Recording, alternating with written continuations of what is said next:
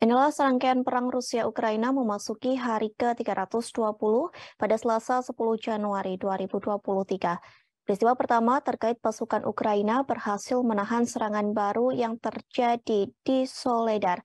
Diketahui Soledar merupakan sebuah wilayah yang berada di dekat kota Bakhmut yang telah coba direbut Moskow selama berbulan-bulan. Wilayah tersebut hanya berjarak sekira 15 km dari kota Bakhmut. Soledar memiliki populasi sekira 70.000 penduduk. Namun angka itu hanya bertahan hingga sebelum perang dengan Rusia dimulai. Hal tersebut pun disampaikan oleh Presiden Ukraina Volodymyr Zelensky. Ia mengatakan semua prajuritnya berhasil menahan serangan baru dan bahkan lebih keras dari penjajah. Kemudian Wakil Menteri Pertahanan Gana Malyar mengatakan Angkatan Bersenjata Ukraina telah menangkis upaya Rusia untuk merebut Soledar. Namun sayangnya pertempuran itu masih berlanjut, pasalnya pasukan Rusia kembali memulihkan tenaga dan memindahkan unit perang tambahan. Tak hanya itu, pasukan Rusia juga berusaha mengubah taktik dan memulai aksi penyerangannya. Bahkan sejumlah besar unit penyerangan yang dibentuk merupakan tentara terbaik dari grup Wagner. Peristiwa selanjutnya terkait Rusia yang menyerang pasar di wilayah Kharkiv, Ukraina bagian timur. Serangan tersebut pun dikonfirmasi oleh Gubernur Kharkiv, Oleg Sinogubov, di media sosialnya. Ia mengatakan akibat serangan tersebut 6 orang terluka dan 2 korban lainnya tewas.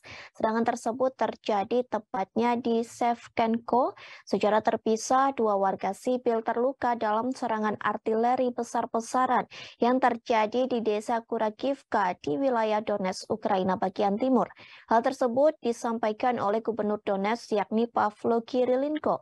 Serangan Rusia juga terjadi di wilayah Kherson, Ukraina bagian selatan. Gubernur Kherson Yarov Yanusevsky mengatakan 1 orang tewas dan 1 perempuan terluka dalam serangan tersebut. Diketahui serangan tersebut terjadi di daerah pemukiman di Kherson yang baru-baru ini direbut kembali oleh pasukan Ukraina. Kemudian pasukan separatis yang didukung Rusia di wilayah Donetsk mengklaim berhasil merebut sebuah desa di dekat kota Bakhmut. Klaim tersebut belum dapat diverifikasi secara independen. Desa tersebut terletak di timur laut Bakhmut, di mana kota pembuat anggur dan pertambangan garam. Dulunya kota tersebut memiliki sebanyak 70.000 penduduk, namun sekarang kota tersebut berubah menjadi pusat pertempuran. Kemudian NATO dan Uni Eropa berusaha untuk meningkatkan kerjasama setelah invasi Rusia dan Ukraina membatalkan perintah keamanan Eropa. NATO dan Uni Eropa telah berupaya meningkatkan koordinasi selama bertahun-tahun, meski ada kekhawatiran di beberapa pihak bahwa upaya untuk meningkatkan peran Uni Eropa dalam pertahanan dapat merusak aliansi yang dipimpin Amerika Serikat.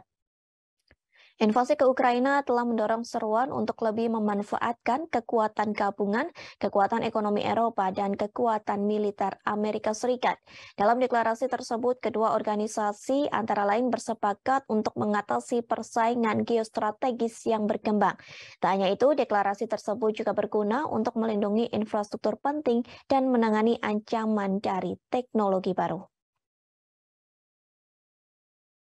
Бажаю здоров'я, шановні українці. Провів сьогодні чергове засідання Ставки. Головна увага – ситуації на Донеччині і Луганщині. Саме в тих напрямках, які зараз найгарячіші. Бахмут і Солидар, Креміна і Сватова, загальні перспективи на Донбасі на найближчі тижні. Битва за Донбас триває.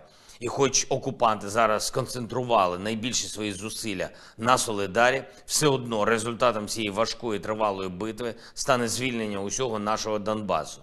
Я дякую всім нашим воїнам, які захищають наш Бахмут і проявляють максимальну стійкість. Дякую усім бійцям в Солидарі, які витримують нові і ще жорсткіші штурми окупантів. Це надзвичайно важко, там майже не залишилось цілих стін. Завдяки стійкості наших воїнів там, в Солидарі, ми виграли для України додатковий час і додаткові сили. А що хотіла Росія там виграти? Повністю все зруйновано, життя майже не залишилось і тисячі їхніх людей втрачені. Вся земля під Солидаром в трупах окупантів і в шрамах від ударів. Ось так і виглядає божевілля. Я дякую усім нашим захисникам і захисницям за кожен крок вперед, на інших напрямках, на передовій, за поступове просування дуже обережне, прораховане і саме тому абсолютно надійне. Сьогодні на ставці доповідали головнокомандувач, командувачі, керівник розвідки. Ми інтегруємо в нашу систему оборони нові бойові засоби і техніку, які отримуємо від наших партнерів. Робимо все, щоб між домовленості про додаткову підтримку і застосуванням цієї підтримки на полі бою було якнайменше часу. За сьогодні я провів ще 4 етапи переговорів з партнерами. Продовжуємо наш дипломатичний марафон, який почався ще минулого року з візиту до Вашингтону. Протягом цього дня прем'єр-міністр Чехії, президентка Словенії, прем'єр-міністр Португалії, прем'єр-міністр Північної Македонії. Terima kasih sudah nonton. Jangan lupa like, subscribe, dan share ya.